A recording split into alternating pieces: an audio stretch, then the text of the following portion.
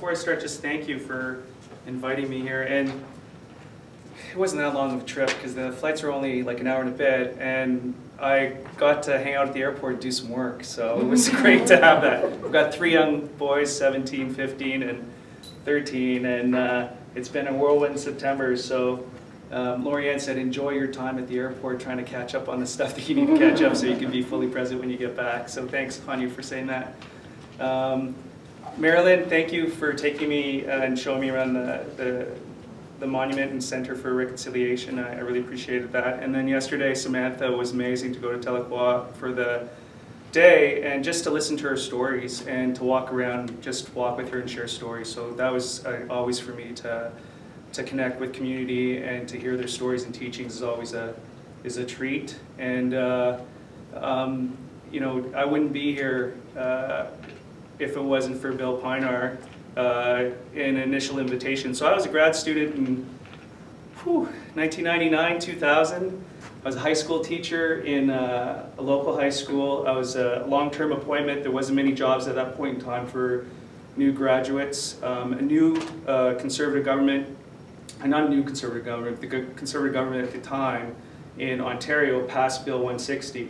And what Bill 160 did was it increased a teacher's workload, a high school teacher, from 6 periods to 7 periods of teaching. So they basically took 2 prep times, 1 prep time of the 2 that we had away, increasing our overall workload. So it was horrible. It was strikes that year. And I, as a new teacher coming in, I thought, well, how about I go back to grad school and just kind of wait it out, see if things get better. And it was first, I did 2 courses in the summer. The first one course was called Participatory Epistemologies, and I was like, what's an epistemology? And it's like, what's participatory? I have no clue what those 2 words mean. I'm going to take this course because I need to figure out what this means. So Lucis Usius was Participatory Epistemologies, and then Introduction to Curriculum Studies was with Bill Pinar. He was a visiting scholar that summer who was teaching a course. So it was the first course that I was able to take with 2 first courses, and one was with him, and I think we were reading 20 Years of JCT, Toward Curriculum Identities, and Turning Points, and I just loved it. It was like, since elementary school was the first time I fell in love with studying again and what I was reading, and I think Bill could tell that I loved what we were doing and studying, and so during a break he's like, hey Nick, you ever think of doing your doctorate? And I'm like, no, I'm going back to the school. I'm going to go back, work and teach, and he's like, well, when you're ready, you follow up with me, and there's always a place for you at Louisiana State University when you're ready to do your doctorate. And then that's how I ended up down at Louisiana. I know I'm sharing a long story here, but I'm going to come back to that book. But when I got down to my question for my master's thesis before I met Bill was, and this was in 1999, how does one decolonize oneself? That was my thesis question for my master's. And you know, my own implicatedness in hypermasculinity, coming from a small rural logging town up in northern Ontario as a first-generation immigrant, to participating in settler colonialism and a settler colonial curriculum, never having asked that question, like, how does one go about doing that?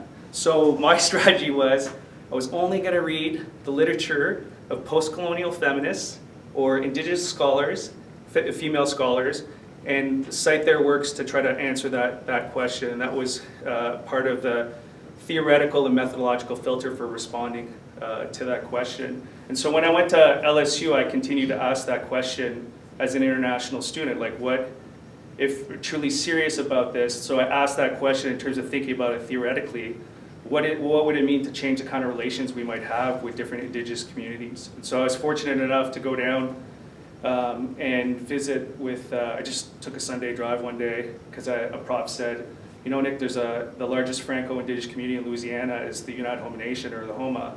It's like, you should drive down to their community and see if you can make connections. So I just hopped in my car and I drove on a Sunday, showed up at the community center, and Zoe Verrett, who was the wife of Kirby Verrett, who was the director of the Terrebonne District School Board for the American Indian Education Program there, and she connected me to him. He invited me to the tribal council. I didn't know I was going to the tribal council meeting. I just got to say, come to this meeting, and all of a sudden I'm a grad student in front of a tribal council meeting saying, they're like, what do you want to do? And I'm like, I'm hoping to listen to some of your stories. And the principal chief, Brenda Darder-Rupshaw at the time, said, what kind of stories do you want to hear? And I said, well, what kind of stories do you want to share? And then she said, like, I like you. So she invited me to meet her son. So I worked with them for 4 years. I ended up living at her house for about 4 years. I'd go live there during the week and on weekends. And all of that, like, I talk about it in that book. But again, I wouldn't be here where I am if it wasn't for the Homa and their community. Like, I owe so much to them in the care and the love that they showed me while I was there for 4 years, the care and the love that they continue to show to my kids and our family and those kind of connections. So I always, in terms of the work, when I went back to the University of Ottawa, I try to honor their expectations. Like, look, here you came, you're with us, we've worked with you, you need to go do that, honor that kind of work wherever you go. So again, I just wanted to make sure that I acknowledge the Homa and the United Homa Nation for being here, and thanks for bringing that book. There's a lot of memories. I like to thank too. I like to thank John for welcoming me. Thank you very much. It seems like people are trying to remember, what their positions are and what they do, which is a good thing. It shows relations. And thank you too to Dr. Whitty for welcoming me as well. Thank you. I appreciate that. I work at the University of Ottawa, but I live on the unceded, unsurrendered territories of the Algonquin nations. There's 10 nations in what constitutes Quebec as a province, and there's one nation what constitutes Ontario. And I live probably half a mile from the Kitchissippi. The Kitchissippi is also known as the Ottawa River, but that whole valley, an area where the capital of Canada is now, called Ottawa.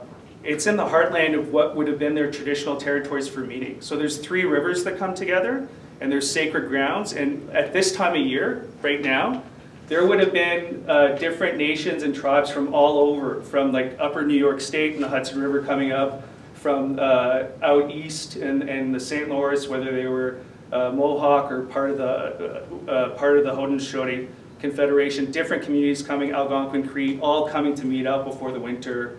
To have conversations, to consult, to decide what to do. And right now, what sits on top of that meeting place is the Canadian Parliament. So that's the context in terms of where I live. I wanted to show just a couple of things, if I can get this to work. On Friday, I know when I was talking to Samantha, because she said that it was acknowledged here on Friday, the National Day of Truth and Reconciliation, or Orange Shirt Day, was on Friday, and one of my former doctoral students, she works with Albert Dumont, who's a respected elder in the community and leader, and he's also the city of Ottawa, as poet laureate. I don't know for how long it was for this past year, and I don't know how long their tenure is, but he's been advocating for some time now and trying to get people to sign a petition for there's a parkway, a major parkway there that's named after John A. Macdonald, the first Prime Minister of Canada, and one of the key architects for the residential schooling system that committed genocide in Canada, was part of a genocidal system for different First Nation communities in Canada. So I went down on Friday to walk with him in protest, and when he applied to the National Capital Commission to get permission to walk, they said, well, there's so many things going on that day, we can't give you permission. He said, I don't need your permission. My people have been here forever, we're going to show up, we're going to walk. You guys get your act together, get the police to organize whatever way we're showing up at Friday at this time. And so they did, and it was a peaceful walk. So I just wanted to play you maybe a short little video clip of his granddaughter speaking. There, give me a second, so it's here. It doesn't work on this. Well, is it this one here?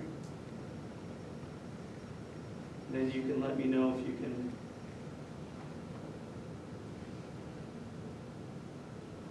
No pride in genocide. As I was saying before, there should be no pride within the name Sir John A. Macdonald. Yet for some reason, the capital of Canada seems to be prideful in the work that this man has done. So prideful that they have named a parkway after somebody that was involved and encouraged encouraging within the genocide of Indigenous peoples. But what I really want to acknowledge here today, a lot of us hear about intergenerational trauma, and this man is the reason for that. But as Indigenous people, we are the reason for the intergenerational strength and the intergenerational love that so many of us carry. For the survivors to be here today, for the youth, for elders, knowledge keepers to be here today, to walk on this parkway in solidarity and resilience, that is intergenerational strength. The same intergenerational strength that my grandfather had passed down to me, and that I hope to pass down to my future children. Because if we don't acknowledge the strength that we hold within us, how can we still be thriving and striving as Indigenous people within a colonial society that we still live in today? The strength that we hold is how we are able to educate so many people. It's how we are able to love our children and move forward in a good way, in a good life, which so many of us deem to be the ideal of what society should be. But for some reason, Canadian society is still filled with hatred, is still filled with anger, and still has some very unfortunate stereotypical views about what Indigenous people are or how we're supposed to be. You look at me and I am not the average Indigenous person that you will see on media or within television. But the person that I am is a person filled with strength, a person filled with vulnerability, the vulnerability to be able to share this in front of hundreds of people. When I woke up this morning, I wasn't sure what to expect here today. I just came to support my grandfather, came to stand in solidarity with all of you, and arriving at LeBreton Flats, seeing hundreds of incredible faces, warming souls, and magnifying attitudes had struck me in a way that I could have never imagined. But today is filled with commemoration, with celebration that we will no longer allow the continuous genocides to happen here today. This is the end of genocide, and this is the start of intergenerational strength. Chiniwet. So that's Kirsten Dumont, his granddaughter that spoke. There were several other speakers that day, but there were, if I can, let me open this again, just a second here. I've got another video to play, but I'll just do this. There were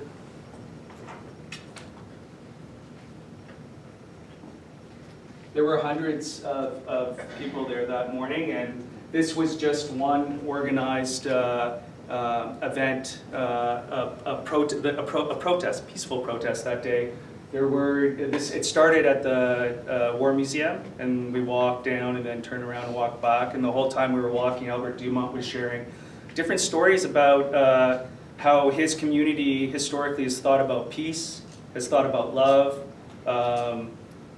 talked about not being able to hate, and how children, when they're born and they come into this world, they don't come in hating other people. And so how is it that children come to learn how to hate? And so there was different stories that he shared.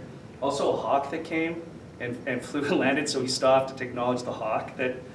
So the interconnection in the more than human world and the importance of place and environment and our connection to that.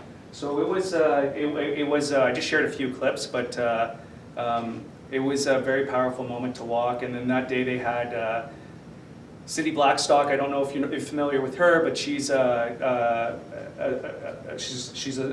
PhD in social work. She's at McGill University, but she started the Caring Society, and she's organized different events and monuments to recognize this day as well. So the Beechwood Cemetery, where John A. MacDonald and Duncan Campbell Scott, who I'll speak to a little bit in terms of their participation in the residential schooling system, has worked with Beechwood Cemetery to actually recognize in terms of their graves, like what they participated in terms of historically in the residential schooling system.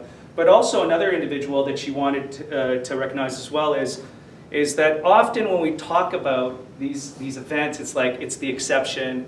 John A. was just a man of his times. Other people in terms of their morality were like that. And Cindy Blackstock has been an advocate say, no, not everyone was like that. There was a doctor, Peter Bryce, who actually went around and visited the schools and wrote a report that was damaging, that he called out the government, and then he was fired for calling out the government and writing pieces in the paper. So when people say that it was just they were just people of their times, and that's not the case. So his grave and tombstone there as well. And so what she's organized now is an educational a curriculum, if you will, for teachers and students to go, and now they can go around Beechwood Cemetery and learn about who was implicated and about that history in different ways.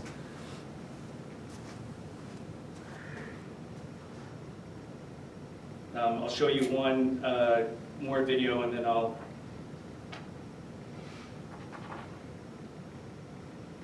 just switch here.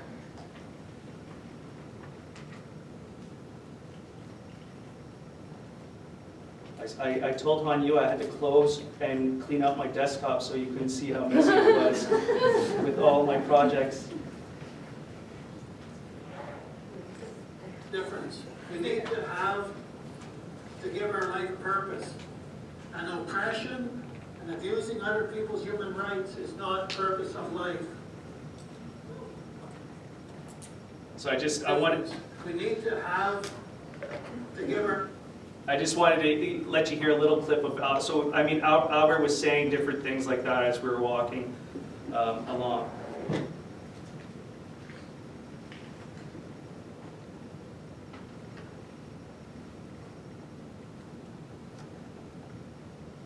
Difference.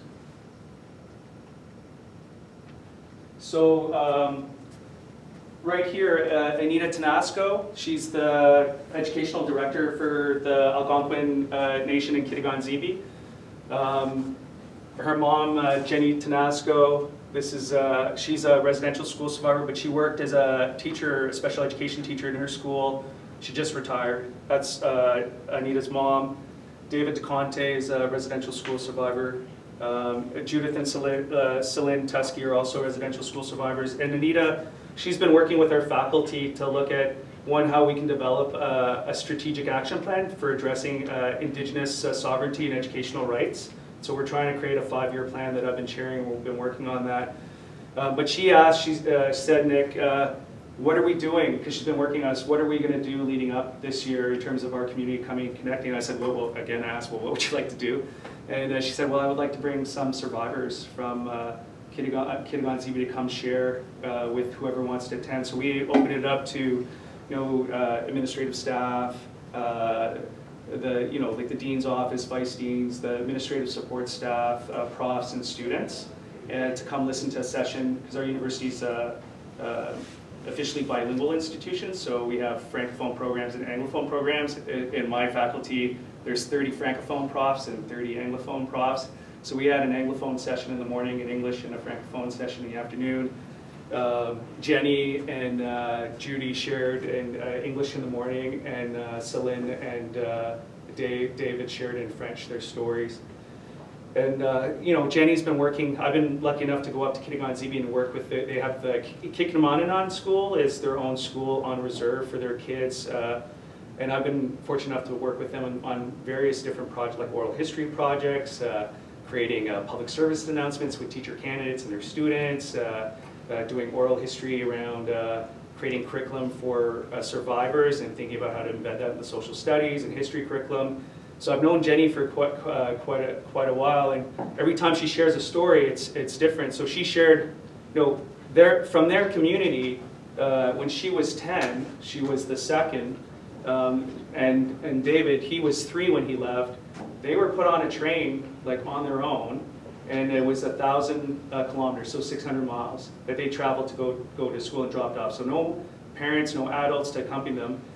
Another woman that's not there, Bertha Commanda, she shared the story about how her dad brought them and was putting them on the train, and she said to her dad, like, where are you going? He's like, I gotta find my ticket, but he just didn't want to upset them. And they traveled to the same, a different school in Spanish, Ontario, same thing.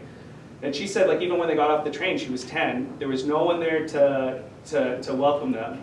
And they just had to ask around where the school was, and they had to walk a couple more kilometers to the school to show up, to then kind of hand themselves over to whatever was to transpire at the school.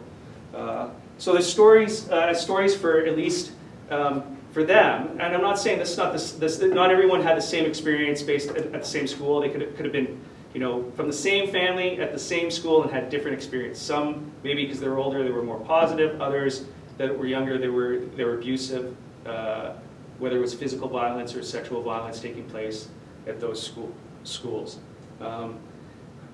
The one thing that, in terms of sharing, that I found in our research on thinking about reconciliation, truth and then reconciliation, and then just thinking about the pedagogy of reconciliation for survivors, the one thing we've noticed with teacher candidates is when teacher candidates come with us and go to Ng-A-Fook to listen to survivors, and when it's done with ceremony and protocol, so when I talk about ceremony, there might be a smudge at the start, and it's to cleanse the room, it's to make it a good place.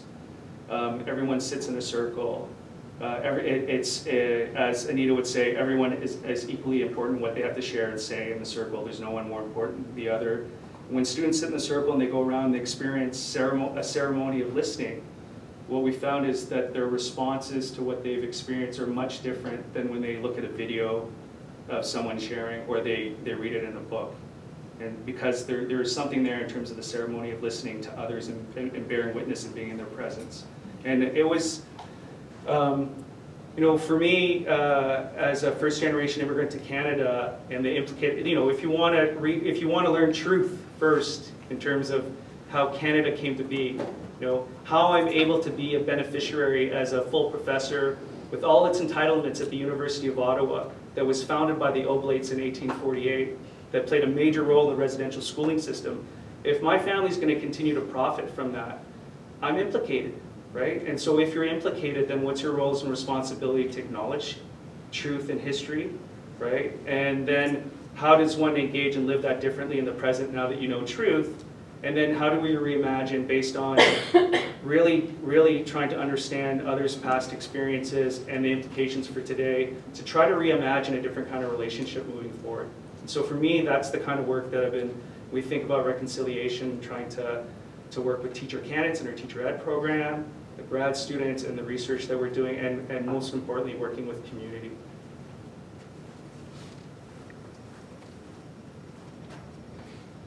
So this is a picture, I acknowledge that, you know, unceded ancestral territories, and this is Peter de Conte. He's the sacred firekeeper for the Algonquin Nation. And that's my youngest son, this was taken a while ago, Jonah.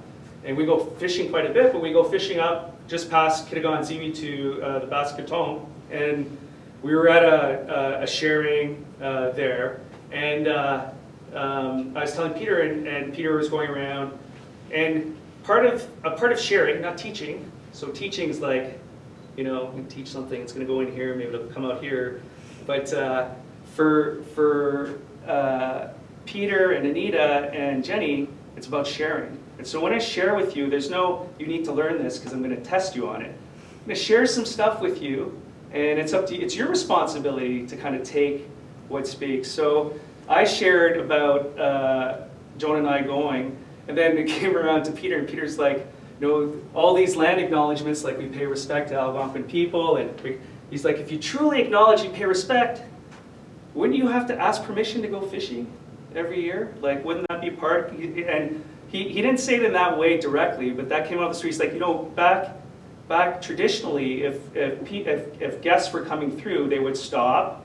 There'd be protocols about introducing yourself and meeting as a guest, and then you'd be granted permission to go on. And that you would try to do every year or every time that you go up. It's not just once that you'd say, hey, we've met, we've done all this protocol stuff, you got permission, it's done. It's every year it would recur. So Ottawa University, what they did last year was they invited Peter de Conte at the start of the year to burn a fire at the start, they invited the tribal council, members of the different tribal council to come and welcome and say different things. And they started off the year in terms of doing that. They didn't do it this year, and I asked questions, how come? Because the Claudia Commanda, who's our vice chancellor now, said it just can't happen once. This should be the opening every year because it symbolizes we still have good relations. So every year we're revisiting to check in to say, do we still have good relations with one another in terms of doing that?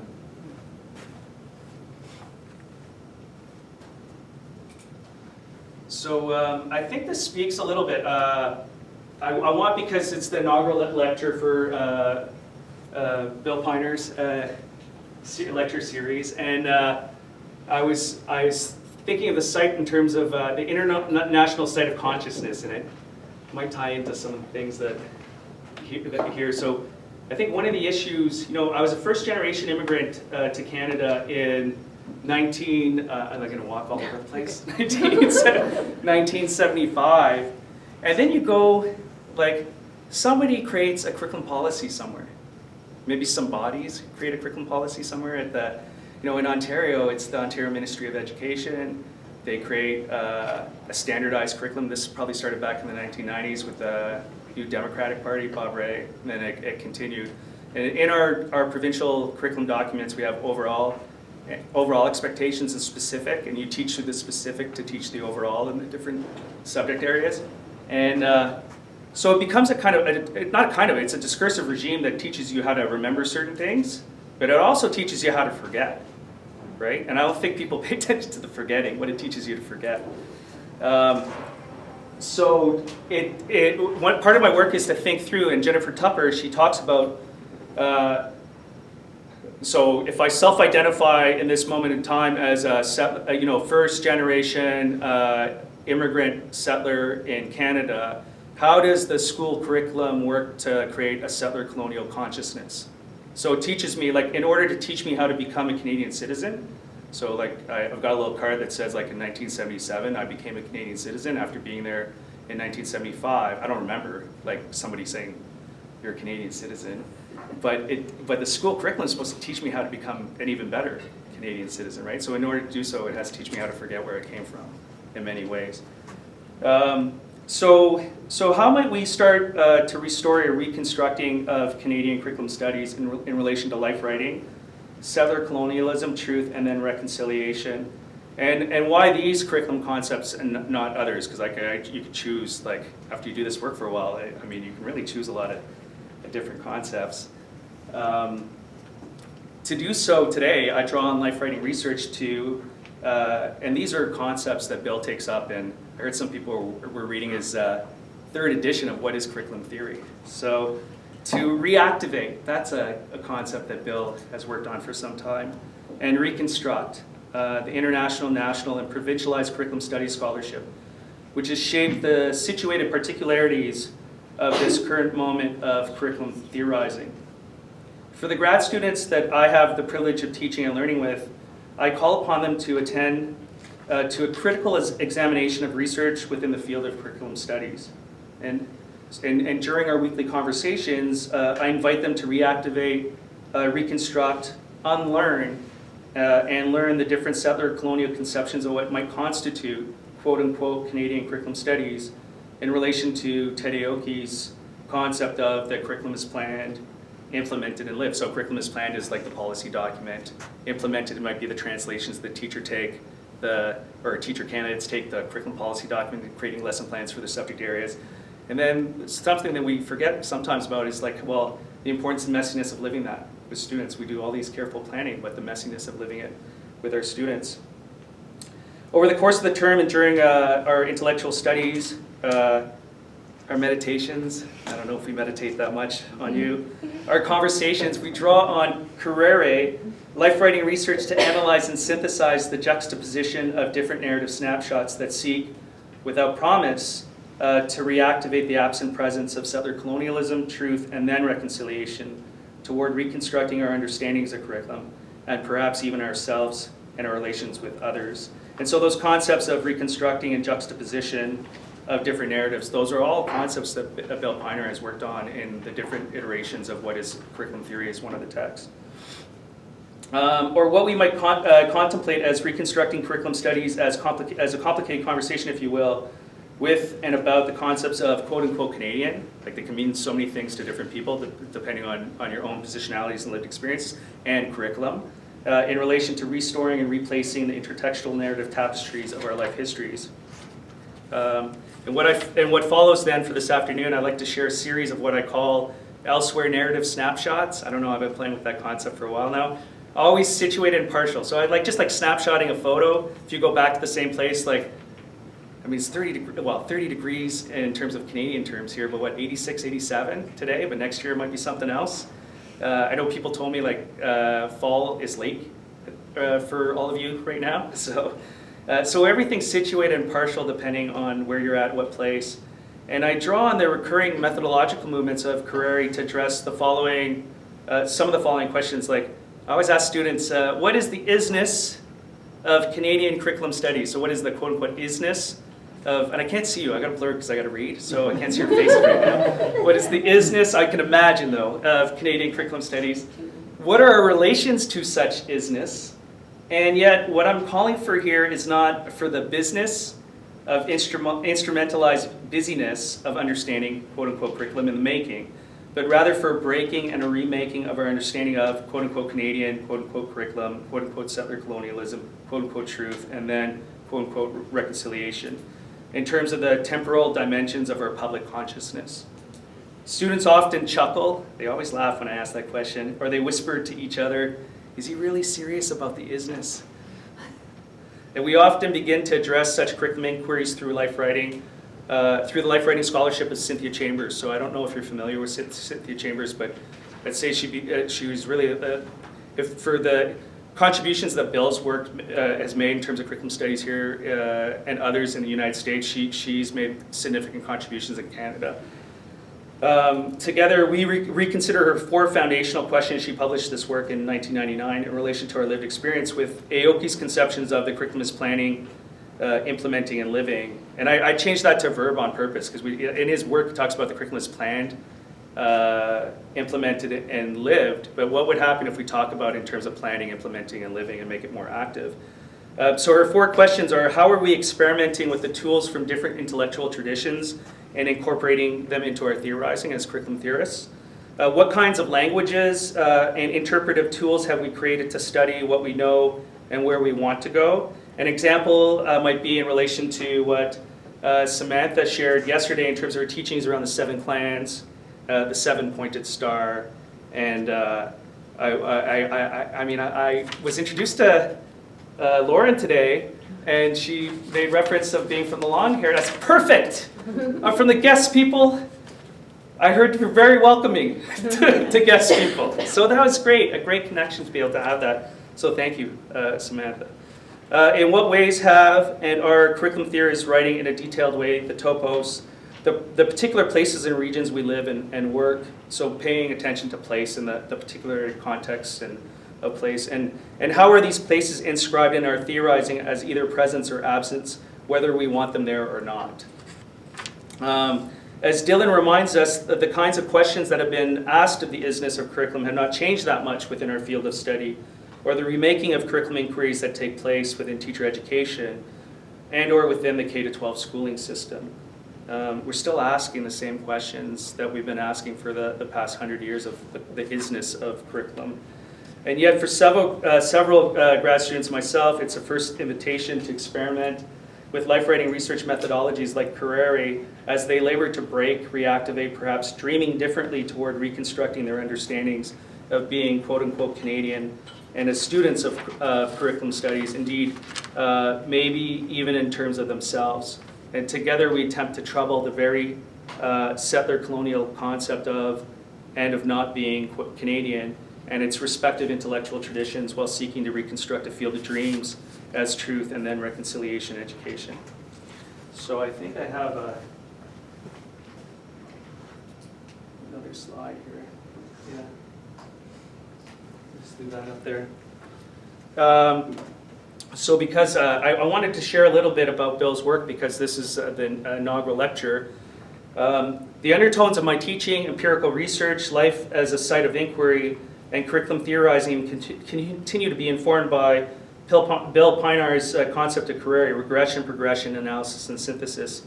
Quote, as a verb, Carrere curriculum becomes, as Pinar suggests, a complicated, that is, multiply referenced in spirited conversation in which interlocutors are speaking not only about themselves, but to those not present, not only historical figures and unnamed peoples and places they may be studying, but to politicians and parents alive and dead, not to mention to the selves that they have been, are in the process of becoming, and someday may become. And when we were walking back from the center, the international site for conscious, and the mural, if the mural underneath the bridge, it acknowledges the past, the present, and the future there. And I've been so fortunate to go around and have conversations, as Bill said here, you know, about historical figures and unnamed people. So like yesterday, and walking around and having conversations with Samantha, or meeting with you all at lunch today and hearing a little bit from, you know who you are, from like, I'm like, I take my glasses off now, I can't see where. and Han Yu as well on Friday. So it's been a real treat to actually live what Bill is saying here in my everyday lives and connecting that to the work that I do.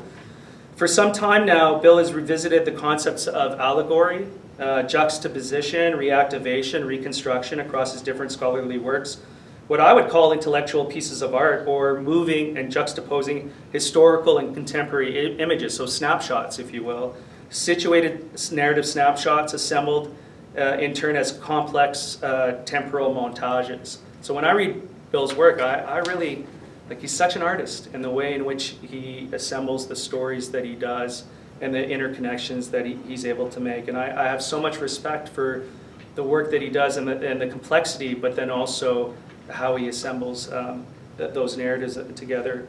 In the third edition of What is Curriculum Theory, for example, Pinar explains, through allegory, one narrates a specific story that hints at a more general significance.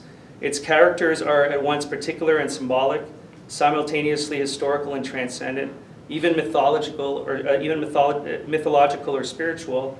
Understanding curriculum allegorically, self-consciously, incorporates the past into the present, threaded through one's subjectivity. In speaking allegorically, we are not merely exchanging information. When we speak allegorically, we do not do so for the sake of a future in which such information will, we imagine, become usable. Rather, we self-reflexively articulate what is at hand, reactivating the past so as to render the present, including ourselves, intelligible in conversations with others. So I keep asking Han Yu about China to try to make better sense of my own family history in relation to coming from that part of the world. And so we've had some really good conversations about the different interpretations. And so it's been really good. Curriculum as Carrere emphasizes then, as he makes clear, temporal distinctions to encourage the preservation of the present through its reactivation. So we can see Bill leaning on these interpretive transdisciplinary concepts to analyze and synthesize different historical and contemporary societal movements and their respective macro and micro contexts, such as, but not limited to, the racialized and gendered violence of lynching in the American South, No Child Left Behind, Race to the Top, The Nightmare That Is the Present, the Weimar Republic, Harlem Renaissance, or the cultural and psychic self-dissolution of our subjectivity into an enmeshment with distractions on our iPhones' digital screen. Distraction demands, as Pinar warns, self-dissolution, where one runs fast to remain in place, updating to stay the same. And here we are in Canada, studying during a global pandemic, where settler colonialism continues to update its hard drive and software, apologizing to remain in place, reconciling and replacing its future algorithmic ways, embracing economic dreams, breaking away towards resettling to stay the same. And so for several community members and scholars that are Indigenous and historians, for them reconciliation is just a symbolic gesture and nothing is really changing. I like to be a little bit more hopeful in some areas, and maybe I'll share some of those today, but there's still so much work to be done. And I think I get asked the question of why reconciliation, and because Jenny and other elders, for them, that's important. That's what they would like to see take place in the educational system. So to honor their wishes as survivors, then that's part of the work that I try to honor, that we do at the Faculty of Education. Like Bill, I stress to students that reactivation is a prerequisite toward reconstructing curriculum studies in Canada in relation to unlearning settler colonialism as truth, and then as reconciliation. It is part of what Pinar calls a reformulation of the regressive phase of career, a method of studying one's lived experiences of curriculum that encourages not only remembrance of things past from points of view in the present, but also a re-experiencing of their immediacy a temporal regression in the educational service of reconstructing one's subjective experience of the present. Reconstruction then is for pioneer scholars and students of Carrere, a reformulation of the analytical method of Carrere, where one attempts to learn from what reactivation of the past has disclosed, incorporating the knowledge revelation presents into a reconstructed understanding who one was made to be, of what is at stake in the present moment, understanding that it's now informed experientially and intellectually. So for this moment of curriculum theorizing this afternoon, of life writing, I'm leaning on a method of Carrere and Bill's concept of reactivation and reconstruction to analyze and synthesize a settler colonial curriculum as planned, implemented, lived inside and outside the temporal educational landscape of curriculum studies, of what we might call the field of curriculum studies.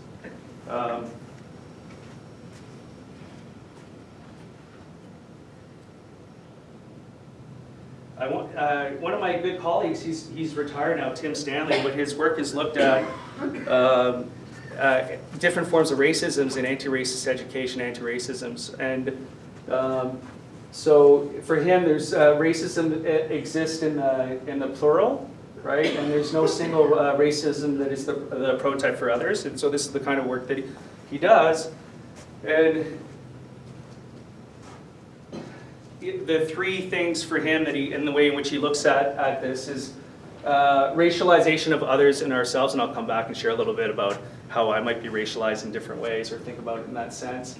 Racisms organize these racializations into inclusions and exclusions, and I'll come back and provide and talk about an example of that.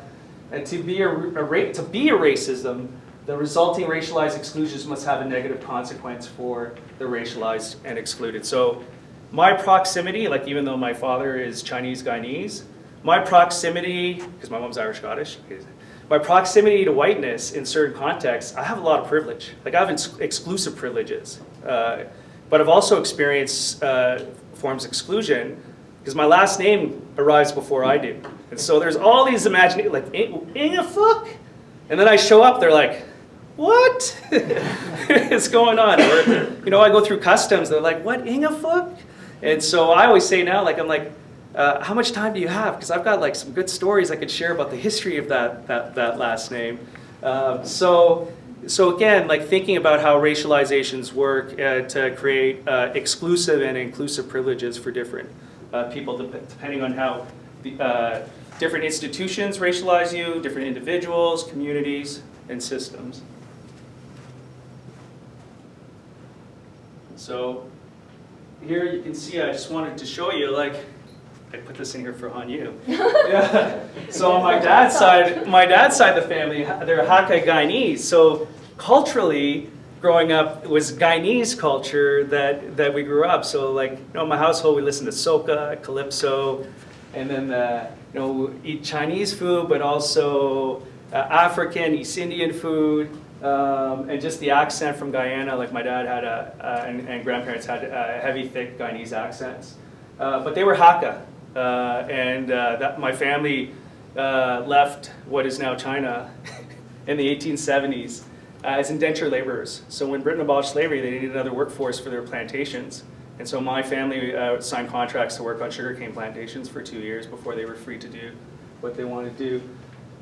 My mom's side of the family, you can't see with the light, they're from Northern Ireland, and they were Catholic, and they fought with the Irish Republican Army when they lost that war, and made their way down to Belfast, an area of Chapel Lizard, and then over to Glasgow, Scotland. So they were Irish, Catholic, and Scottish. My dad went in the 1960s and 70s, went and studied medicine at Glasgow University, and he met my mother there, and they fell in love. And then, as I shared the story earlier, we talk about Brexit today in a response to migrants gaining access through the Schengen Agreement to Europe. Once you get inside of Europe, you can go anywhere you want. And so the UK is like, we're not accepting refugees from Syria or other places, and so we're gonna, protecting their economy is what they said, but it really was to stop migrants from coming across. Well, that took place when my dad was there in the 1960s and 70s, when the UK was decolonizing or allowing colonies to decide their own governance. And so what they didn't want was people coming back to the UK. So when my dad applied for citizenship, he didn't get it. So we applied to Canada and applied to Australia, and we got accepted to get it first. Yeah, that's the shortened version of that story. So. But when I want to talk about, like, what I shared before in terms of Tim Stanley's work is, it's the way in terms of immigration policy work to racialize who's accepted and who's not accepted based on what you look like, where you come from, the kind of accentuated English that you speak, or French. Do you speak the Queen's English? Yes, okay. So, or look a certain way. That you become excluded in terms of certain policies. So think about how one gets racialized. It wasn't until I went to Louisiana State University, when you grow up and you're racialized as being a first generation immigrant, mostly Chinese, and kids use derogatory derogatory words for Chinese people, or people do that when you're outside of school. You grow up thinking like, that you're not as good as other people, or there's this, and you don't even know how to articulate that it's racism as a kid, to later going on that you don't see. Like for myself, when I went to Louisiana State, I didn't understand how my proximity to whiteness and white privilege, for example. So it's something that I continue to work on today, and those implications. So how might we reactivate our past life writing research toward reconstructed understanding who one was made to be? Our family now lives on the shores of the Kitchissippi, a few kilometers downstream from our settler colonial Parliament of Canada. Prior to living on the ancestral unceded territories of the Kitchissippi Anishinaabe, our family immigrated to Canada from Georgetown, Guyana and Glasgow, Scotland to Kapuskasing, a small rural logging town in northern Ontario. So it's about 10 hours north of Toronto. As a first generation hyphenated bilingual Hakka, Guyanese, Irish, Scottish settler immigrant, I attended the Franco-Ontarian Catholic schooling system while learning to become a good bilingual settler colonial Canadian citizen. Donc je parle français et l'Université d'Ottawa est bilingue. Et pour avoir votre permanence, so to get tenure, you have to be passively bilingual at Ottawa U. That's part of the criteria. Either language. So if your first language is French, you have to write an English written test and oral to get tenure. Like it's one more step. And same thing for if you're English, you have to write a French test for writing and oral. And yet, on learning about and with the First Nation communities whose territories we settled in Treaty 9 was not part of our family or school curriculum, nor our settler historical consciousness. Such treaty citizenship education was certainly not part of our social studies or history curriculum. During the 1970s, 80s, and 90s, the Ontario public schooling system and its curriculum ensured that we would learn to forget while settling and becoming cohesive and prosperous Canadian citizens in that place and at that time. We learned the necessary settler colonial financial literacy to ensure that we could continue to profit from certain intergenerational settler colonial treaty benefits and exclusive privileges. Our family was able to purchase land, secure a mortgage, pay property tax, and generate economic equity over time due to, among other things, the Indian and Lands Dominions Act, reserve and pass systems, number treaties, the Indian residential and Indian day school systems, the Métis script, and the 1960s scoop. So all of those policies were put in place for settlers to benefit and to continue to benefit in Canada. In turn, such intergenerational settler colonial economic equity and its respective financial literacies supported our university education as first-generation immigrants, which later translated into a professorship of curriculum theory at the University of Ottawa, with an annual income exceeding the annuity of $4 to $5 a year, buying land, sending our 3 boys to public school, and continue to remake our intergenerational economic equity over time. The Ontario school curriculum still teaches us to forget how old stock and first-generation immigrant Canadians like myself and our family become such benevolent beneficiaries who continue to profit from investing in settler futurities.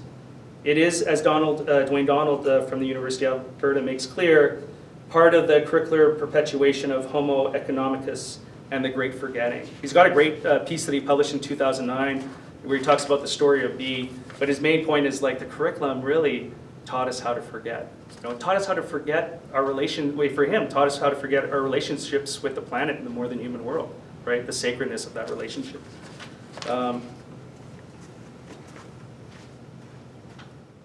First, I want to thank Dr.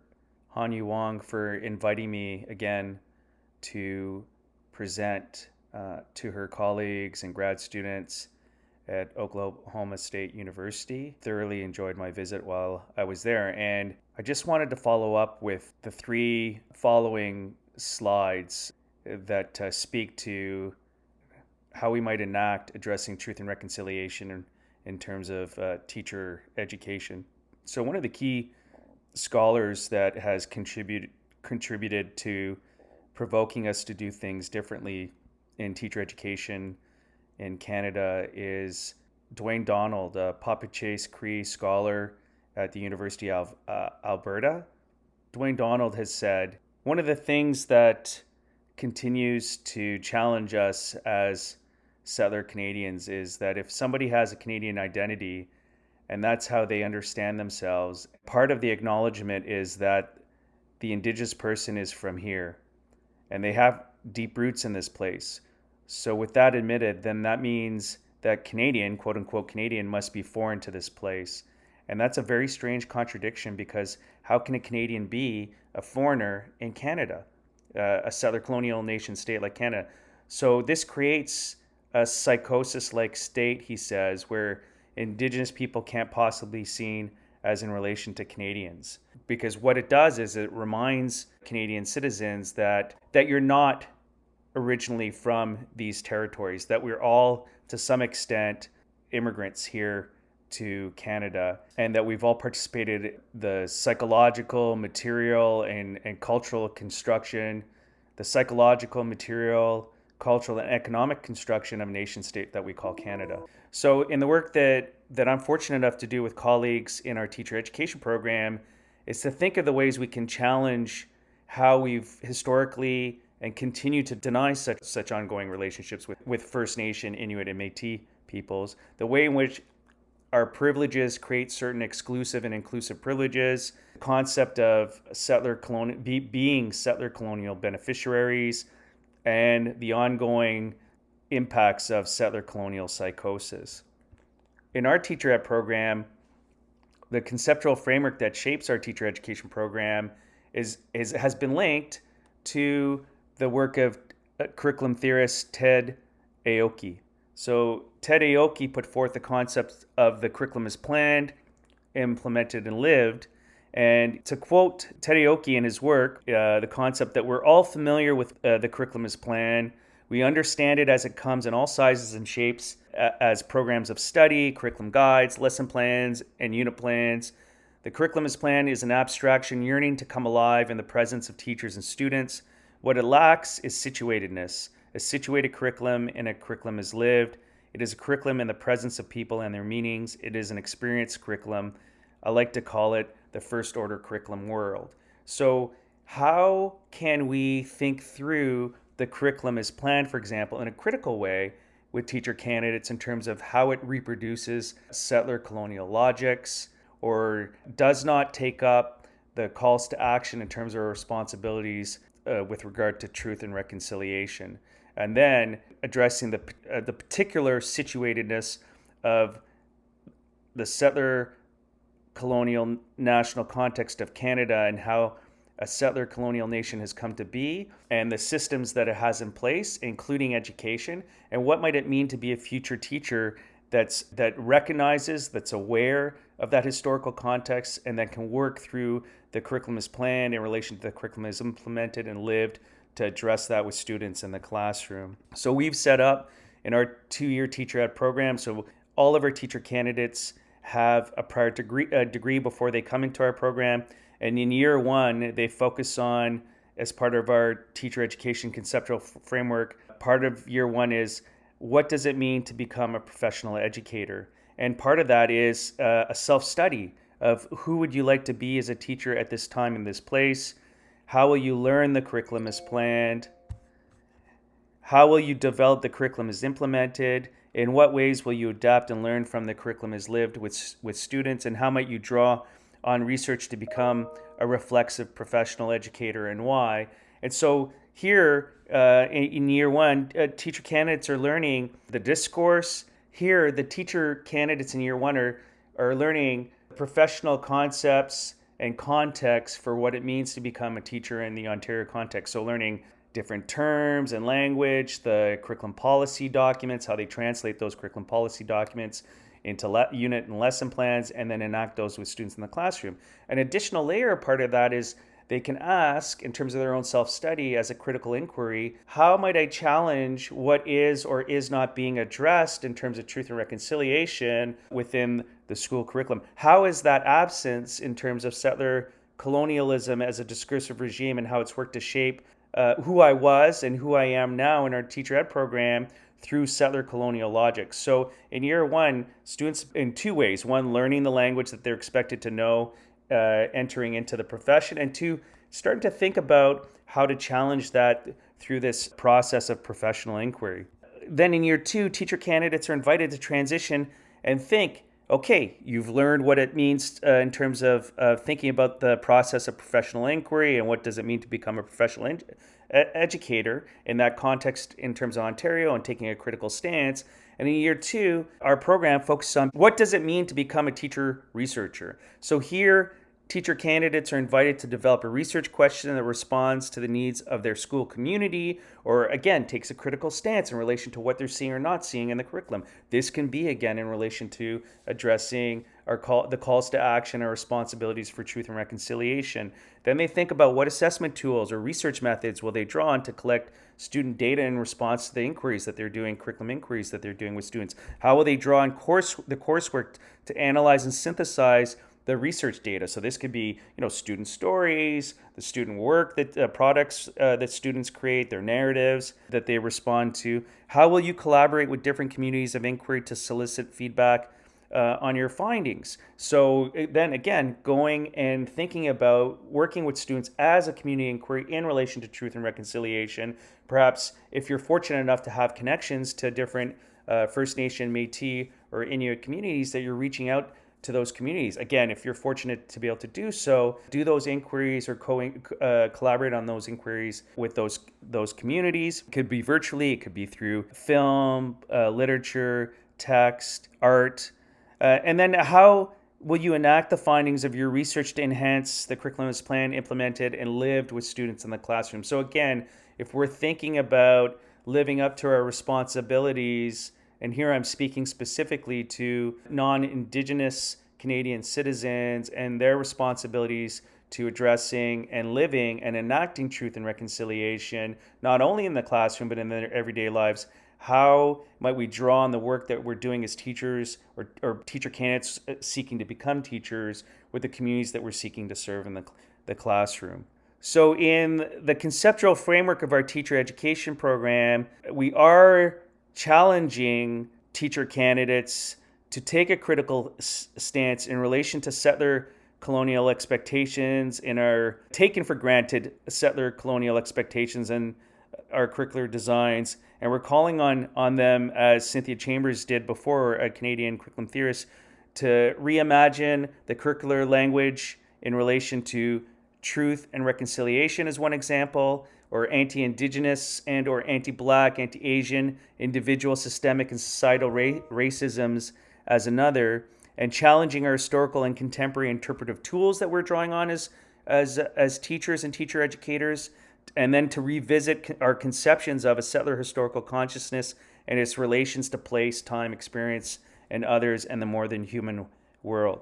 So that's just a little bit to follow up in terms of the presentation that I was afforded an opportunity to share with colleagues at Oklahoma State University. And I can't thank Dr. Hanyu Wong and her colleagues and her grad students enough for the generous hospitality and invitation that they offered to me to be with them all in Tulsa, Oklahoma.